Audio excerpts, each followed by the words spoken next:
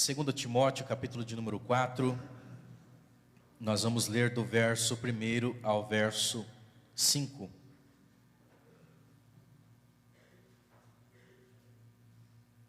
Segundo Timóteo, capítulo 4, do verso 1 ao verso 5. Diz o seguinte a palavra do Senhor: Conjuro-te, pois, diante de Deus e do Senhor Jesus Cristo, que há de julgar os vivos e os mortos na sua vinda e no seu reino, que pregues a palavra, instes a tempo e fora de tempo, redarguas, repreendas, exorte com toda longanimidade e doutrina.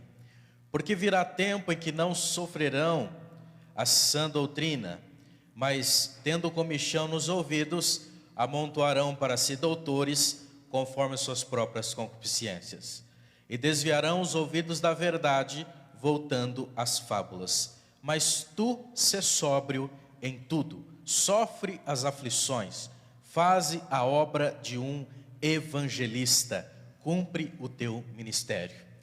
Vamos orar mais alguns instantes. Pai Santo, nós estamos diante da tua santa e maravilhosa palavra. E aqui está o teu povo, ó Pai, o teu rebanho, a tua igreja, ó Deus, e a tua igreja almeja, ó Pai, se alimentar da tua palavra. Ó Deus, e aqui estou diante do Senhor, tu sabes da minha finitude, da minha falibilidade, mas, ó Deus, eu confio em ti. Ó Deus, e usa-me segundo a tua vontade, segundo o teu querer, para a honra e glória do teu nome, em nome de Jesus. Amém. Irmãos, pensando, depois que o pastor Adalto enviou o convite, estive um tempo orando, pensando qual palavra que o Senhor colocaria no meu coração, e o Senhor ministrou no meu coração, e eu quero nesses 2 dias, hoje e amanhã estarei falando, hoje à noite, amanhã de manhã e amanhã à noite, eu gostaria de tratar um pouco sobre os desafios da igreja contemporânea. Vou tratar de três assuntos, 3 desafios, 3 grandes desafios. A verdade é que quando nós pensamos em desafios da igreja, nos vem à mente inúmeras situações e problemas, porque não é apenas 1 ou 2 ou 3 desafios que nós vamos tratar, nesses 2 dias, mas são vários, inúmeros desafios. Nós estamos vivendo um tempo difícil, um tempo complicado como igreja do Senhor. São muitos desafios na evangelização, no relacionamento dentro da igreja, situações nesse mundo pós-moderno, as dificuldades que temos nesse tempo são muito grandes. Realmente nós estamos vivendo tempos difíceis, Poderíamos aqui fazer uma grande lista de desafios da igreja, mas nós vamos trabalhar 3 desafios, e hoje eu quero tratar de um grande desafio da igreja, que acredito, nesse tempo, que é o desafio de continuar pregando a verdade. O desafio de continuar pregando e falando a verdade. Irmãos, o que nós vemos nesse tempo é que, quando nós falamos da questão de falar a verdade, estamos falando da verdade do Evangelho. E hoje nós estamos no tempo dos influencers, São vários influenciadores digitais que estão aí nas redes, nas mídias, falando das suas verdades, influenciando pessoas, e cada um tem a sua verdade. Cada um expõe a sua visão de acordo com o que vê, com o que pensa a realidade, mas nós sabemos que a verdade é uma só, é a palavra de Deus. E a igreja precisa, no meio dessa situação onde tem múltiplas verdades, continuando pregando a única e verdadeira verdade. Nós lemos o texto que o apóstolo Paulo escreve para o jovem pastor Timóteo, e Paulo, ele faz aqui um desafio para Timóteo, dizendo o seguinte: olha, conjuro-te diante de Deus que pregues a palavra a tempo e fora de tempo. Exorte, ensine com toda longanimidade e doutrina.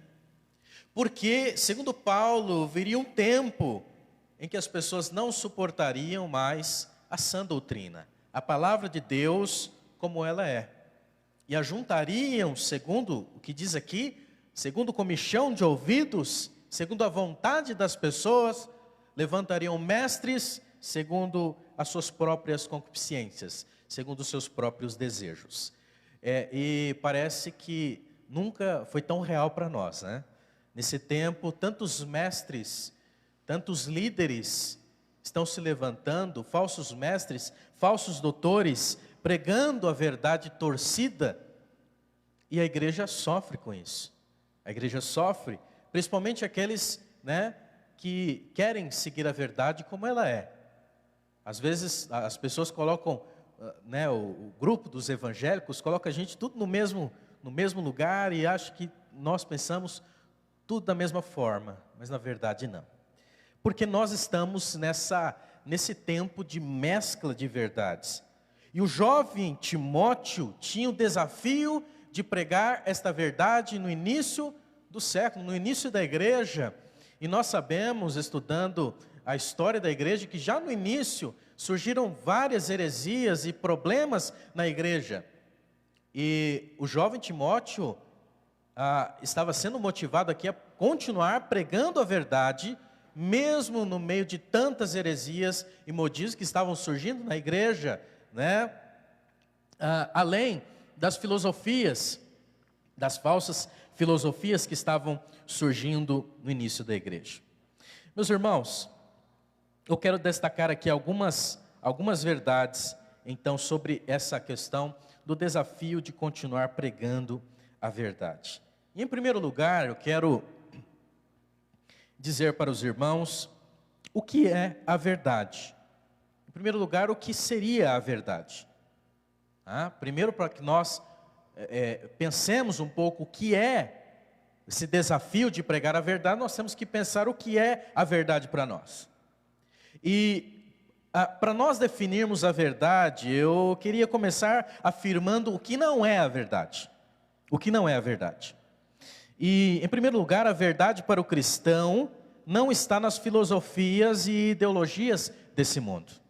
Nós sabemos que a filosofia antiga, já no início da filosofia, já começaram a querer definir o que seria a verdade. E durante os séculos, os homens foram definindo as suas próprias verdades, e o mundo oferece uma verdade, né? Oferecem filosofias, definições, mas para o cristão, a nossa verdade não está nessas filosofias, não está nessas ideologias que os homens criam.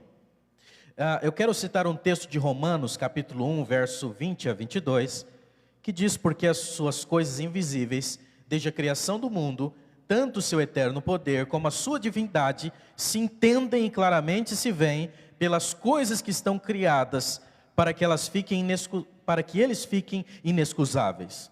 Porquanto, tendo conhecido a Deus, não glorificaram como Deus, nem lhe deram graças. Antes, em seus discursos, se desvaneceram, e o seu coração insensato se obscureceu. Dizendo-se sábios, tornaram-se loucos. A verdade é que o homem, desde o princípio, não reconhece a verdade de Deus.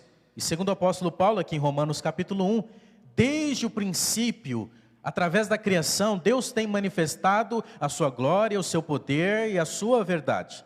Aqui Paulo citando a revelação geral da natureza, e ele diz que os homens não só desprezaram a Deus, mas com a sua sabedoria e com suas vãs filosofias, o conhecimento desses homens, a mente desses homens se tornou insensata.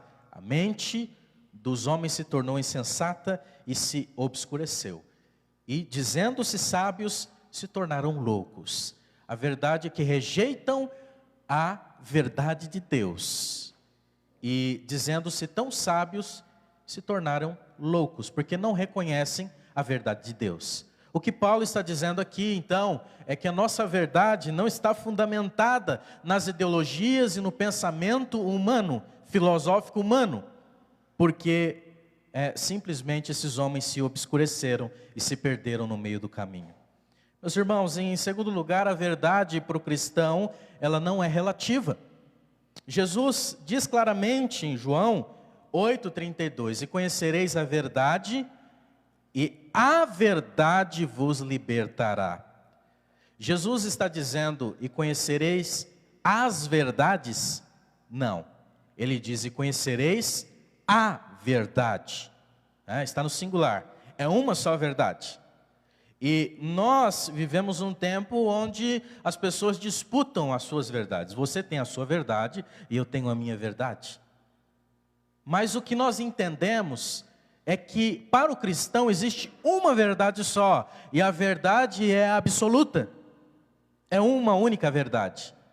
Não existem várias verdades. Se alguém diz que todos os caminhos levam a Deus, que todas as religiões, todos os pensamentos convergem a um lugar só, com certeza está errado. Porque a verdade é uma só. Meus irmãos, em terceiro lugar, a verdade para o cristão também não está na pura emoção nem na pura razão. Porque mesmo o discurso emocionado pode parecer verdadeiro, mas pode ser falso, né? E também nem na pura razão, porque a nossa razão, ela não consegue compreender profundamente as verdades de Deus, somente ela. Nós precisamos da revelação da palavra de Deus. Em Jeremias 17:9 diz que o coração é enganoso, mais que todas as coisas, e perverso, quem o conhecerá? A verdade é que muitas pessoas estão sendo enganadas hoje com discursos emocionados, né? Com pregações emocionais.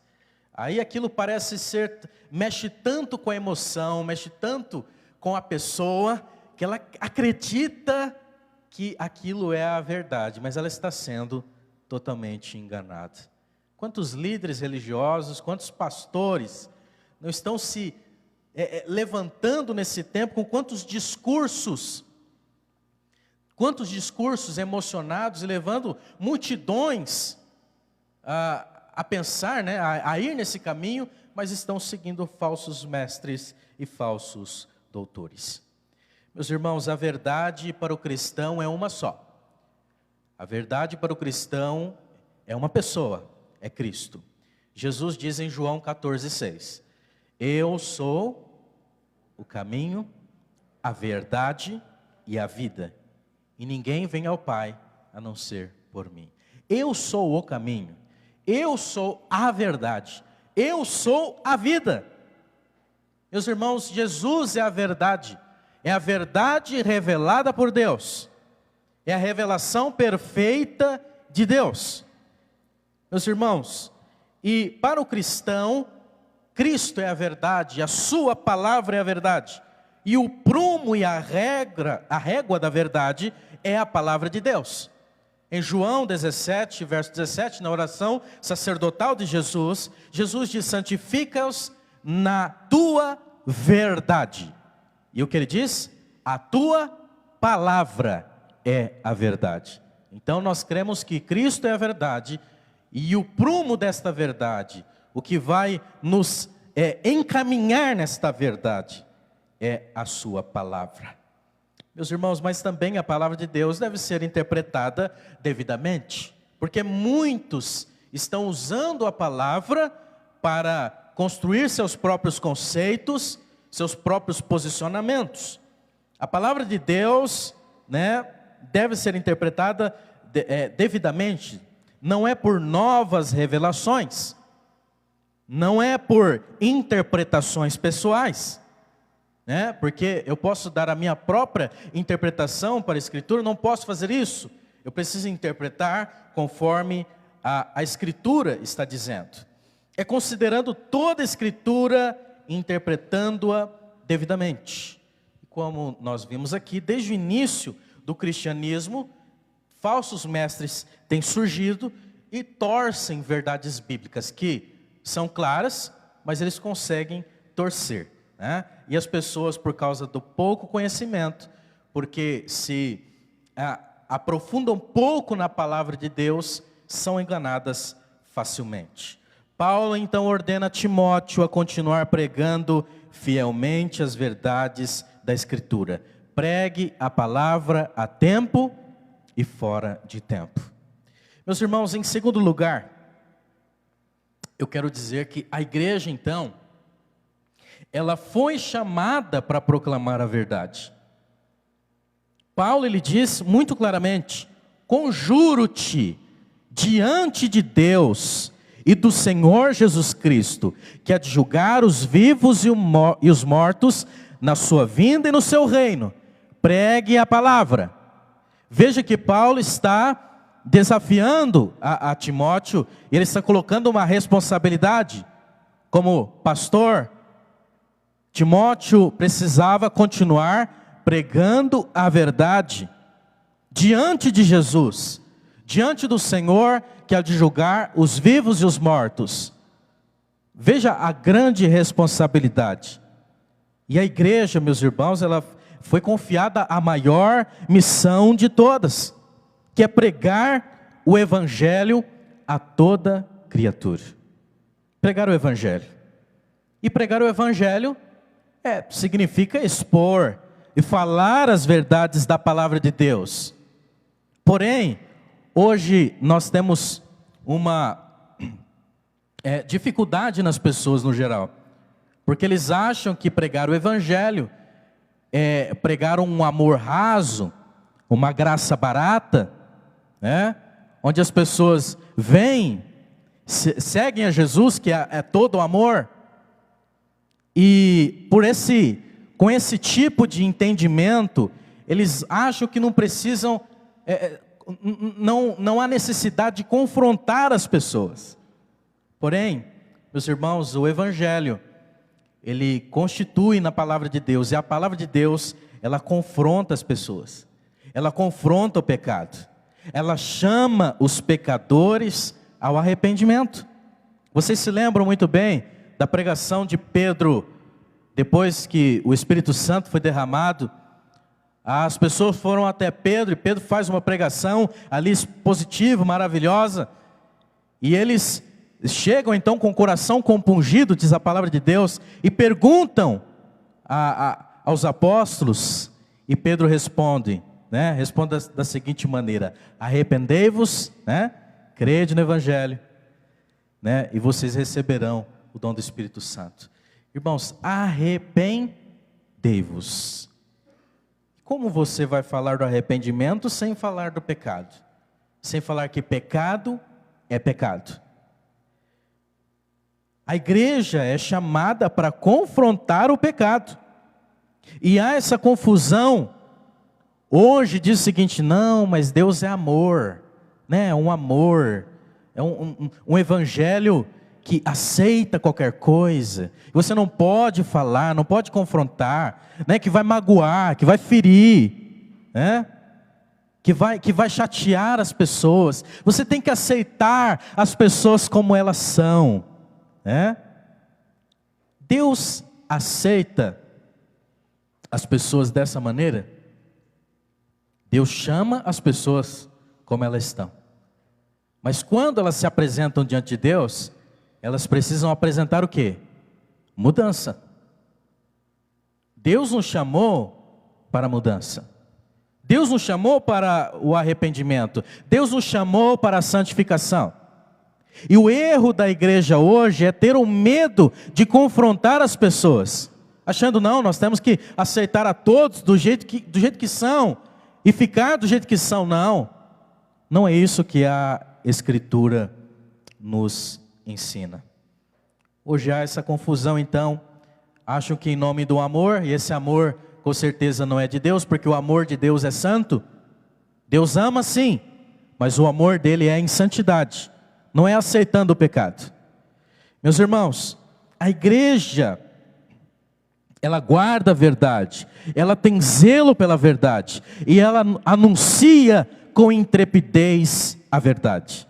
Em 1 Pedro capítulo 2, verso 9, Pedro diz o seguinte: mas vós sois a geração eleita, o sacerdócio real, a nação santa, o povo adquirido, para que anuncieis as virtudes daquele que vos chamou das trevas para a sua maravilhosa luz.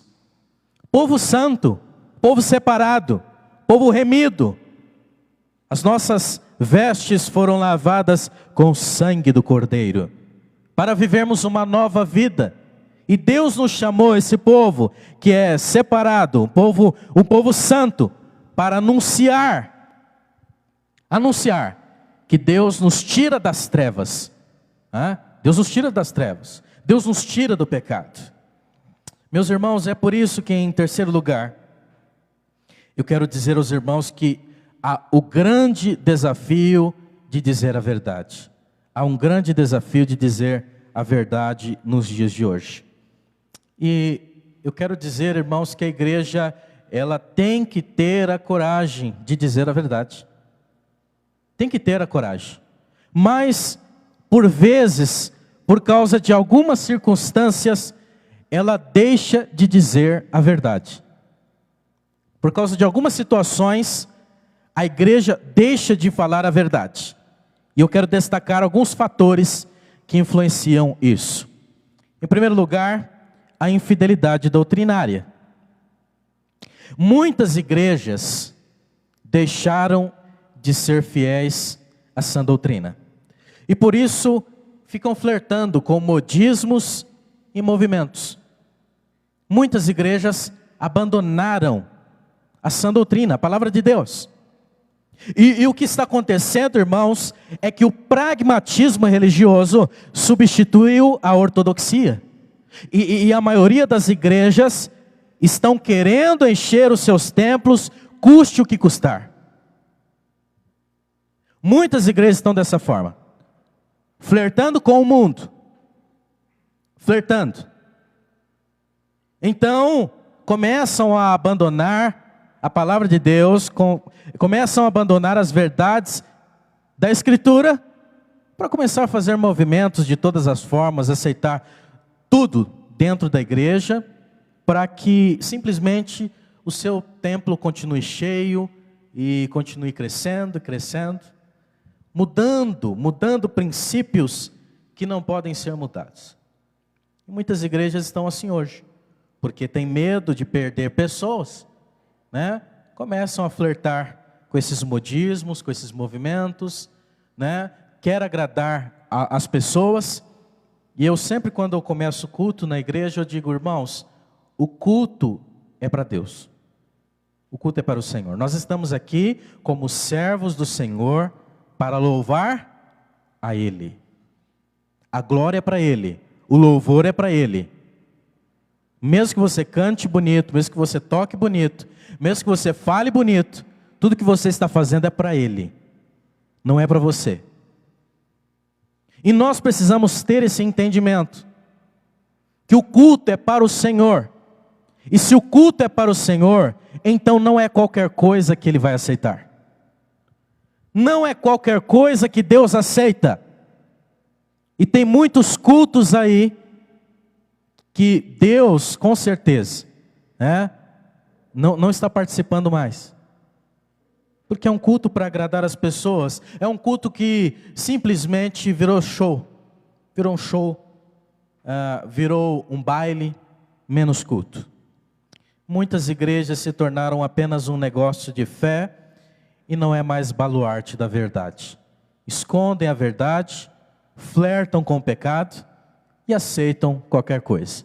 Então, começa a virar uma bagunça gospel. Irmãos, o segundo ponto, segundo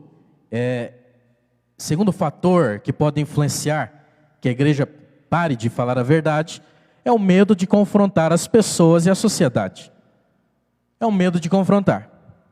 O mundo está em mudança e sempre está em rumo ao pecado. O mundo está em caminho para o pecado. Mas a igreja, ela caminha na contramão. Ela caminha para Cristo. Ela caminha para a sua palavra.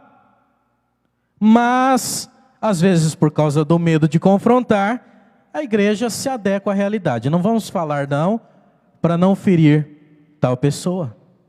Não vamos falar porque isso vai chocar fulano ou ciclano. Irmãos, e a verdade é que com o tempo a igreja se tornou um pouco medrosa e covarde. E o mundo, às vezes, diz as suas mentiras com a maior ousadia. E o povo de Deus fica com medo de se posicionar, com medo de sofrer perseguições. E não sei se os irmãos aqui já estudaram um pouco da igreja primitiva, mas estude apenas uma situação, quando Nero foi imperador. Como o povo de Deus sofria, como os cristãos sofriam. E eles deixavam de pregar a palavra por causa da perseguição. Nero matava os cristãos assim, utilizava eles como tochas acesas no seu jardim. E o povo continuava pregando a verdade e falando a verdade, pregando a Cristo. Não tinha medo de sofrer retaliações, nem de ser perseguido. E quando nós olhamos para essa igreja, a igreja primitiva, às vezes dá um pouco de vergonha. Porque às vezes nós temos medo. A gente fica com medo de falar alguma coisa. Ah, mas se eu falar isso, não vai pegar bem, não vai ser legal. Com medo de confrontar as pessoas, com medo de ser taxado de crentão, de crente quadrado, de retrógrado, de fundamentalista. Mas a verdade é que nós, a igreja do Senhor, foi chamada para pregar a verdade, mesmo que sofra perseguições. Quando nós olhamos para a pregação de João Batista, dá um choque, na verdade. Raça de víboras, uma expressão bem pesada. Raça de víboras. Será que João era o exagerado? Ou é a gente que está muito murcho? Ou é a gente que está muito acovardado? Meus irmãos, nós precisamos pregar a verdade. Às vezes, por causa do medo de confrontar membros problemáticos na igreja, rebeldes, causadores de divisões, às vezes nós ficamos com medo de falar a verdade. Nós precisamos falar a verdade. Não importa o que aconteça. Meus irmãos, precisamos resgatar nosso zelo pela verdade. Mesmo que essa não seja aceita por muitos. Paulo diz em Gálatas capítulo 1, verso 10. Porque persuado eu agora homens ou a Deus? Ou procuro agradar a homens? Se estivesse ainda agradando aos homens, não seria mais servo de Cristo. Paulo, na sua pregação, o desejo dele não era agradar as pessoas, mas simplesmente fazer a vontade daquele que o vocacionou. Meus irmãos, outro ponto, outra questão que pode impedir com que uma igreja pregue a verdade é a liderança em pecado. Às vezes a liderança está em pecado. E quando nós olhamos para a palavra de Deus, nós nos lembramos do sacerdote Eli. Quem é que já leu a história do sacerdote Eli? O sacerdote Eli, que era o responsável, o sumo sacerdote, tinha os seus filhos que também serviam no templo, e os filhos dele estavam em pecado. Estavam em pecado, e o sacerdote Eli confrontava os seus filhos? Não confrontava os seus filhos. Então, por esse fato de não confrontar os filhos, então, sacerdote Eli, principalmente, nesse momento, perde a autoridade. Porque quando a liderança está em pecado, Quando a liderança está podre, ela não tem poder, não tem autoridade para falar contra pecado. Porque como que Eli iria tratar das pessoas, sendo que ele e a família dele estavam todos tortos? E não tinha autoridade de corrigir, né? Não corrigir os próprios filhos. O pecado da liderança é o Senhor dos pecados. Eu quero citar aqui uma frase do pastor Hernandes Dias Lopes, que ele diz o seguinte: a vida do líder é a vida da sua liderança, mas o pecado do líder são os mestres do pecado. Os pecados do líder são mais graves, mais hipócritas e mais danosos que os pecados dos demais membros da igreja. São mais graves porque o líder peca mesmo tendo maior conhecimento. São mais hipócritas porque o líder convoca o povo a viver em santidade e muitas vezes pratica o pecado em secreto. E são mais danosos porque quando um líder cai, mais pessoas são atingidas. Meus irmãos, que nós possamos zelar pela verdade. Que os líderes da igreja, os pastores, os líderes, da igreja, aqueles que estão à frente da igreja, possam também zelar por uma vida de santidade. Porque quando nós estamos mergulhados no pecado, nós não temos autoridade para falar contra ele. Que possamos continuar buscando viver nossa liderança como Cristo, para que nós tenhamos autoridade para pregar contra o pecado. Em quarto e último lugar, meus irmãos, eu quero falar sobre o preço por não pregarmos ousadamente a verdade. Há um preço a ser pago.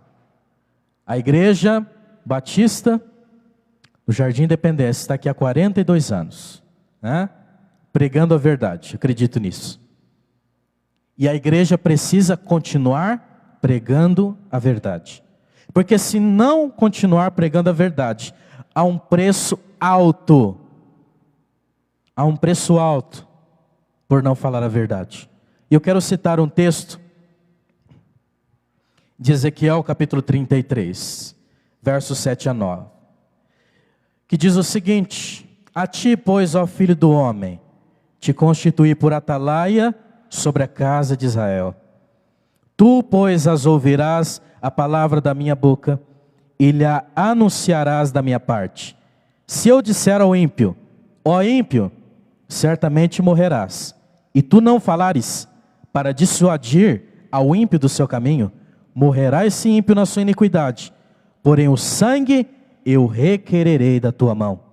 Mas se advertires o ímpio do seu caminho, para que dele se converta, e ele não se converter do seu caminho, ele morrerá na sua iniquidade, mas tu livraste a tua alma.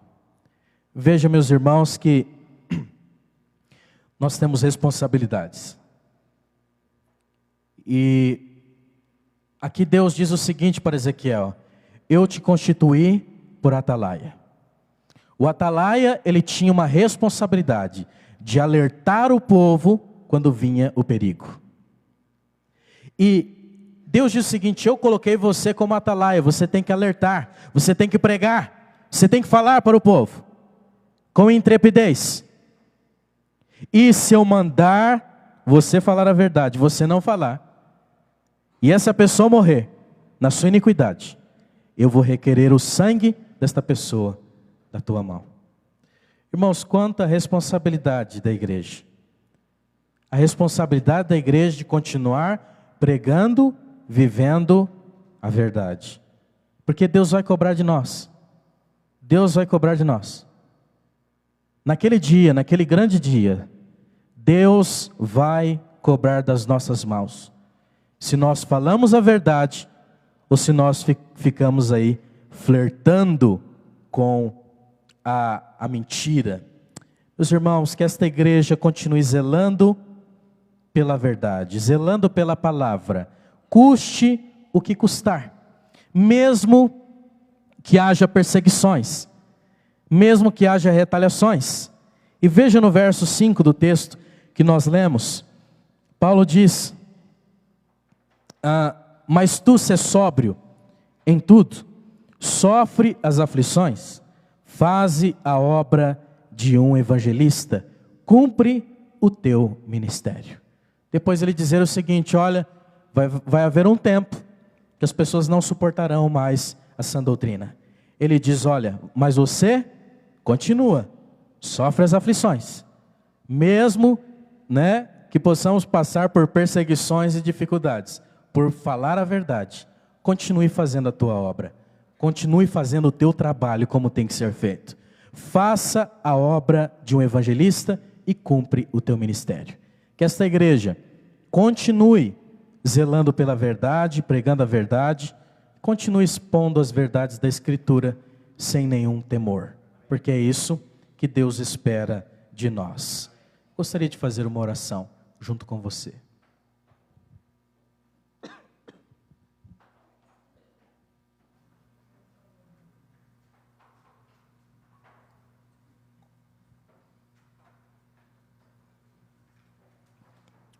Pai, nós te louvamos, nós te agradecemos, ó Deus, porque é um tempo de celebração e de alegria para esta igreja, que comemora mais um aniversário, mais um ano de existência.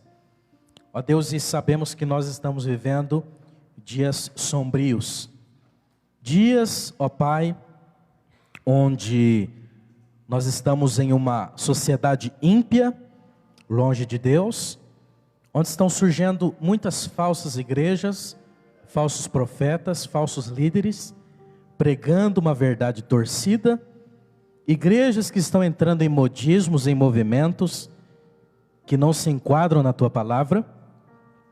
E a igreja do Senhor, a igreja que o Senhor elegeu, é a igreja que precisa perseverar pregando a verdade.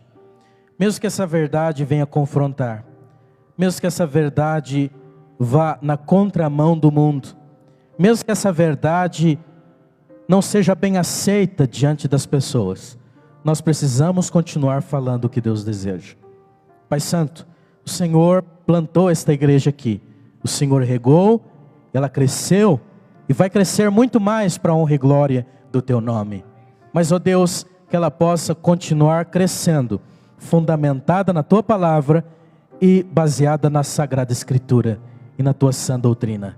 Ó Deus, que em nenhum momento nós venhamos flertar com o mundo, e que em nenhum momento, ó Pai, nós possamos ficar com medo, acovardados. Ó Deus, que a tua verdade continue destilando deste púlpito.